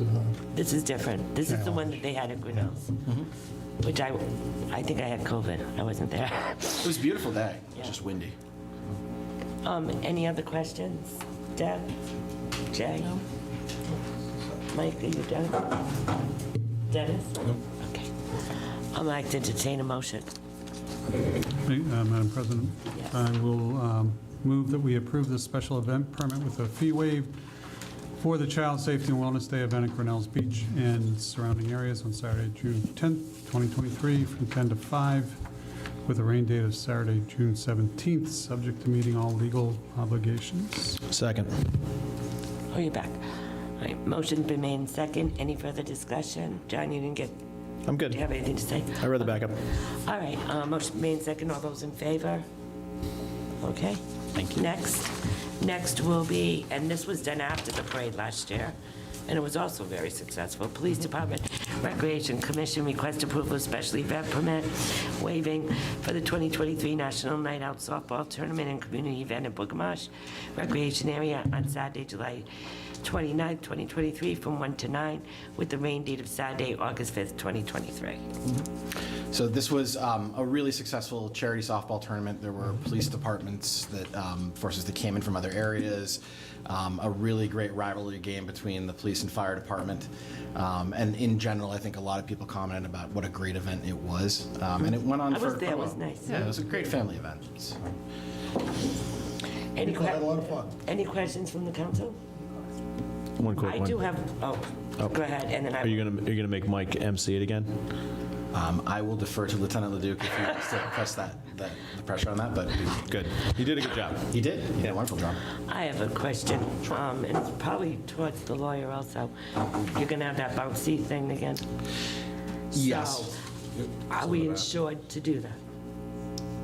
So if it's like a bouncing house. There was a inflatable slide that was there, and it was handled. There was a house too. There were two items there, yeah, that were handled independently, and that's actually part of the reason that Recreation was interested in partnering with the police department to make sure it's all under one. But last year, we were concerned about that because a school organization did it, and we weren't quite sure if someone got hurt, what was our liability?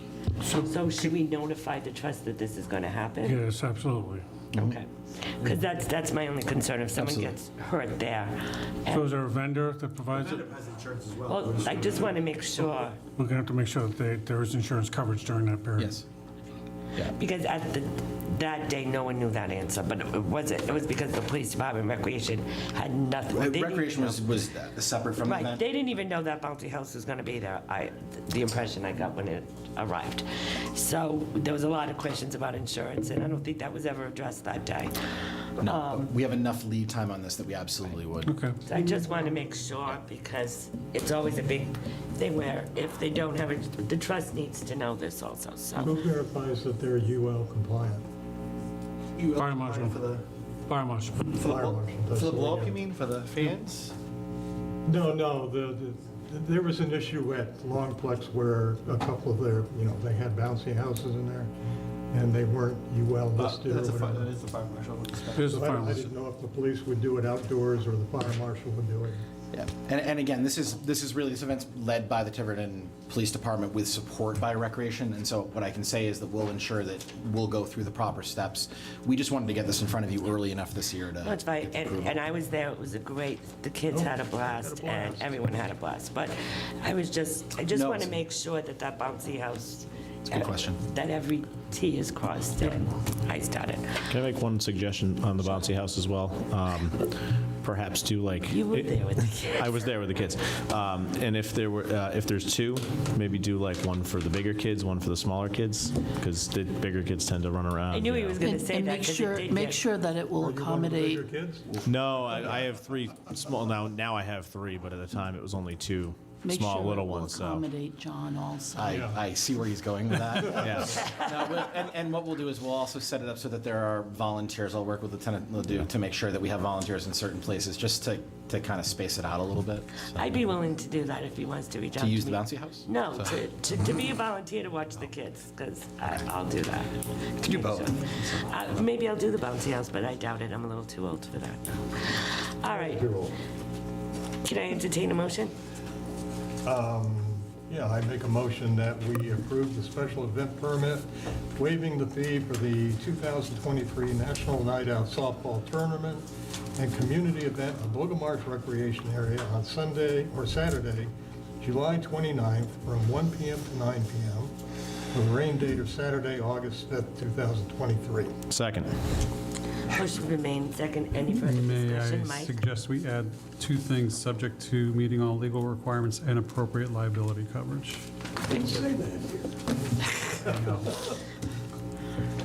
Do you accept? Yeah. Jay, do you accept that we add that? Okay, And I'll, yeah, the second accepts as well. Okay. Any further discussion? All those in favor? Okay. Thank you very much. Now, this next thing is under my name, but it was actually the solicitor and town administrator that kind of worked on this. But discussion, possible vote regarding Code of Ordinance, amendment to Chapter 66, Solid Waste Management, adoption regulations for pay-as-you-throw, and approval of funds to advertise for public hearing. We did ask the solicitor to work on this because the landfill is closing, and the ordinance specifically says for the closing of the landfill. Yeah, so all the pay-as-you-throw currently indicates that all the money, that's going to end, obviously, so any residuals is going to be now used for the, to offset for the for trash hauling or tipping fees. So it was just, it's just an update of the ordinance to reflect that the landfill is closed, or will be closing. So all this is to go out for public advertisement, but I do want to say, I believe we should still do pay-as-you-throw. There's people are used to it. I know people complain about it. But the people that are using the trash pickup are paying for the bags. The people who have dumpsters don't have to. So it kind of alleviates a little bit of their costs because people, so that's why we think this will be helpful. And we also know the tipping fees are high. So this will be some kind of contribution to that. And this pay-as-you-throw account does create some revenue. It does. So Rick Rogers did have one change he'd like to see where we say restricted to trash hauling and tipping fees. He wanted to say trash and recycling hauling, because the fees to truck the recycling are also part of our issues. We can make that change for the public hearing. Yep. So this is to go out to public hearing. We have to advertise this for 3 weeks, Joe? 21 days. 21, well, yeah. So can I entertain a motion to go out for public hearing, and we need a set date? So moved, and Are you looking at the date? No. I'm looking at the clerk to shout the date out to me. The keeper of the schedule. It's okay, I'll post it with that change. Yes. February 27th. February 27th is my motion. With the change we just discussed. Oh, can we push it back to the next one? Are you going to not be here? I will not be present. That was the date that I asked to adjust the calendar. It could be March 13th. March 13th then is my motion. I think that'll be okay, right? Yes. And also with the change just out. Correct, with the change. Okay. I'll second that. Motion made second. Any further discussion? All those in favor? Thank you. Can I have a quick comment on that too for when we do get to the public hearing? Can we get some of that backup related to number of households serviced, what the actual tonnage is that's going out the door, like all the statistics related to curbside pickup? So number of households. Tonnage. Not gonna have tonnage yet, are we? We should have some monthly estimates. At least an estimate. You know, all the facts and figures. So households and tonnage reports. I think that would be a good place to start. Thank you. Discussion and possible vote regarding Code of Ordinance on capital expenditure reimbursement accounts and approval of funds to advertise for public hearing. We've been talking about this ever since we started distributing the casino money and getting ride reimbursement. That a lot of the casino money went to projects that we did get a reimbursement with, and the discussion is that when that money comes back from these projects, they go into a special account to be used by the school committee for further capital uses, but it still has to be approved by the town council the way the casino money is. And any other, and any other funds that they get for reimbursement for any project they do other than bonded projects. Correct. Mike, do you have anything? So two things.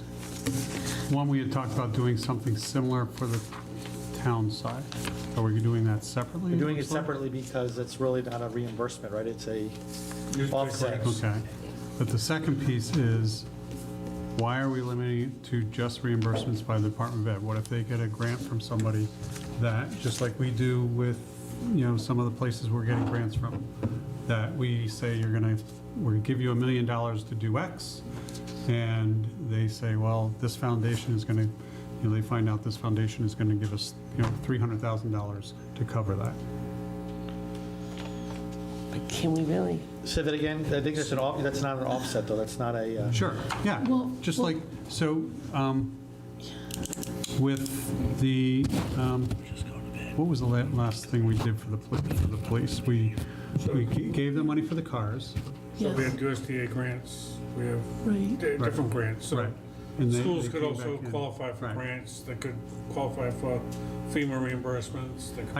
What I am concerned about is providing them with casino money, gambling money, and them getting some reimbursement from a rider on their percentage. So let's say they get 40% back on $1 million, that's $400,000. But then another foundation says, we'll give you another $100,000. Such as Champlain. Right.